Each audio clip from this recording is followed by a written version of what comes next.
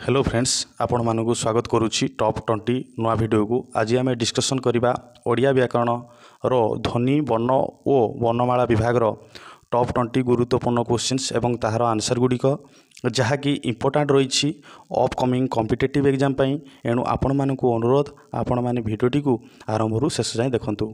चलतु question गुड़िक discussion करवा।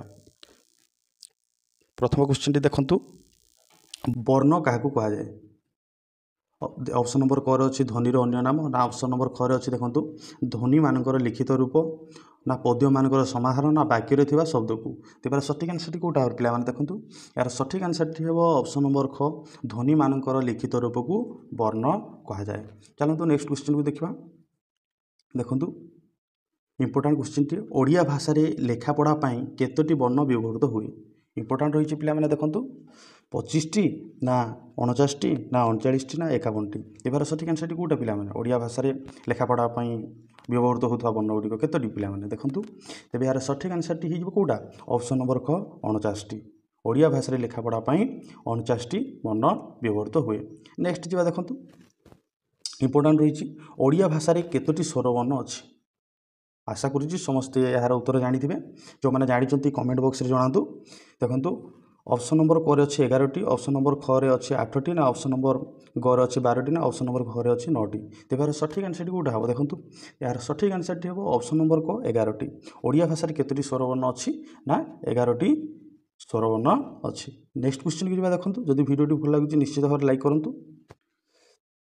उच्चारण अनुसार स्वर वर्ण को केते भाग रे विभक्त करा जायछि? देखो उच्चारणगत अनुसार स्वरवर्ण को केते भाग में विभक्त कर इंपोर्टाट रही क्वेश्चन देखो कॉम्पिटिटिव या इंपोर्टाट रही ऑप्शन नंबर कौटा हम क हम ना ख हम ना ग हम ना घ हम। तेबार सठिक आंसर कौटा हम ऑप्शन नंबर ग 2टी। उच्चारण अनुसार स्वरवर्ण को 2 भाग में विभक्त कर देखो। नेक्स्ट क्वेश्चन को जीवा।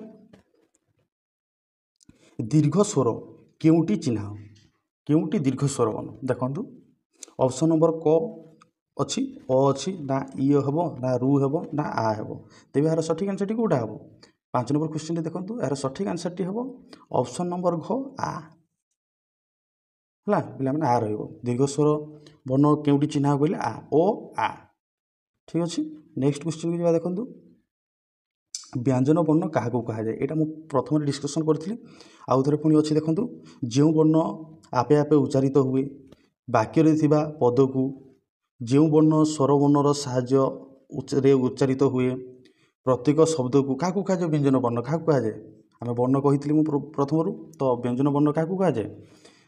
तो ऑप्शन नंबर ग जो वर्ण स्वर वर्णर साहाय्य उच्चारित हुए। इंपोर्टेंट क्वेश्चन पिला माने मन रखंतु। नेक्स्ट क्वेश्चन को जीवा। ओडिया भाषार स्वर वर्ण रे केतोटी स्वर ध्वनि रही? 7टी ना 8टी ना 10टी ना 11टी। तेज यार सठिक आंसर टी कौटा हम ऑप्शन नंबर ख 8टी हम। नेक्स्ट क्वेश्चन को जीवा। ओडिया भाषा रे व्यंजन वर्ण संख्या केते? इंपोर्टेंट क्वेश्चन टी 38टी ना 39टी ना 49टी ना 51टी। ओडिया भाषा व्यंजन वर्ण संख्या केते? तेज यार सठिक आंसर टी हो 39टी। ओडिया भाषा रे व्यंजन वर्ण संख्या केते ना 39टी। नेक्स्ट क्वेश्चन को जीवा। वर्ग व्यंजन संख्या केतोटी रही? 39टी रही ना 49टी रही ना 25टी ना 35टी। वर्ग व्यंजन संख्या केतोटी रही? यार सठिक आंसर टी हो ऑप्शन नंबर गो 25टी। वर्ग व्यंजन संख्या केतोटी रही? 25टी रही। नेक्स्ट जीवा देखो जदि वीडियो भल लगी निश्चित भाव लाइक करूँ। ज ठारू चंद्रबिंदु पर्यंत केतोटी अवर्गीय व्यंजन अच्छी? इंपोर्टाट रही ज ठारू चंद्रबिंदु पर्यंत केतोटी अवर्गीय व्यंजन रही? 4टी ना 13टी ना 18टी ना 11टी। तेज यार सठिक आंसर टी कौटा हम देखो। तेज यार सठिक आंसर टी हम ऑप्शन नंबर ख 13टी। नेक्स्ट क्वेश्चन को जीवा। चलते नेक्स्ट क्वेश्चन टी देखा। एमानक मधुर केउटी तालव्य वर्ण?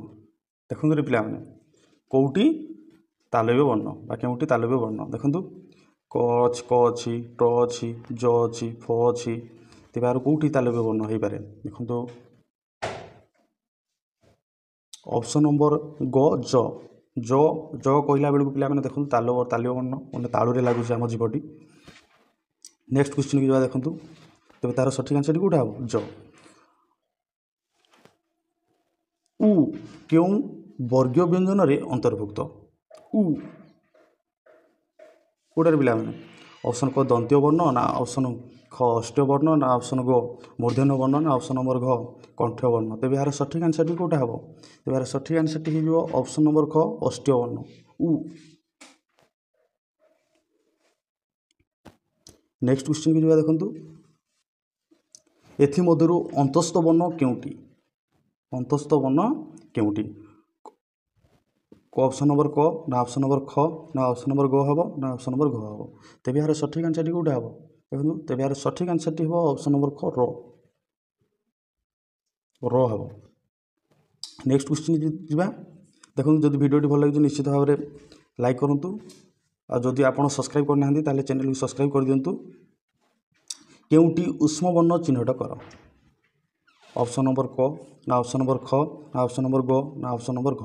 तेज यार सठिक आंसर कौटा हम तेज यार सठिक आंसर हो ऑप्शन नंबर क ह उष्म वर्ण है ह। नेक्स्ट क्वेश्चन की देखो अजोग बाह वर्ण चिन्ह अजोग बाह वर्ण चिन्ह इंपोर्टाट रही कॉम्पिटिटिव एग्जाम तेणु देखो ऑप्शन नंबर क हम ना ऑप्शन नंबर ख हम ना ऑप्शन नंबर ग हम ना ऑप्शन नंबर घ हम। तेज यार सठिक आंसर कौटा हम पे मुझे भावी पे यार आंसर जानी थे देखूँ तेज यार सठिक आंसर हो ऑप्शन नंबर घ चंद्रबिंदु। ये गोटे कौन वर्ण क्यों वर्ण जाऊँ अजोग बाह वर्ण। नेक्स्ट क्वेश्चन की देखो अनुनासिक वर्ण केउटी चिन्ह चंद्रबिंदु ना स ना ल ना एणीय। तेज यार सठिक आंसर कौटा हम तेज यार सठिक आंसर हम ऑप्शन नंबर घ एणीय। ठीक अच्छे पे। नेक्स्ट क्वेश्चन की देखो अल्प प्राण व्यंजन वर्ण केउटी चिन्ह अल्प प्राण ख हेब ना ग हेब ना ठ हेब ना थ हेब। तेज यार सठिक आंसर कौटा हम ऑप्शन नंबर ख ग हेब है अल्प प्राण व्यंजन वर्ण केउटी ना ग हेब। ठीक अच्छे। नेक्स्ट क्वेश्चन की जावा अल्प प्राण पर महाप्राण व्यंजन वर्ण केउटी लेख बा केउटी कह है ऑप्शन नंबर क हेब ना च हेब ना ट हेब ना थ हेब कौटा हम पे देखो इंपोर्टाट रही क्वेश्चन टी। तेज यार सठिक आंसर हो ऑप्शन नंबर घ थ हेब है महाप्राण थ उच्चारण टाइम महाप्राण व्यंजन वर्ण यहाँ जाऊँगी। ठीक अच्छे। नेक्स्ट क्वेश्चन को जावा अघोष व्यंजन वर्ण जना दर्शा। ठीक अच्छे अघोष व्यंजन वर्ण दर्शा ना क हेब ना फ हेब ना स हेब ना ज हेब कौटा हम पे देखो तेज यार सठिक आंसर हो ऑप्शन नंबर ग स हेब स बोले कौ स यहाँ कहुए कौ स मूर्धन्य स कहुए। ठीक अच्छे।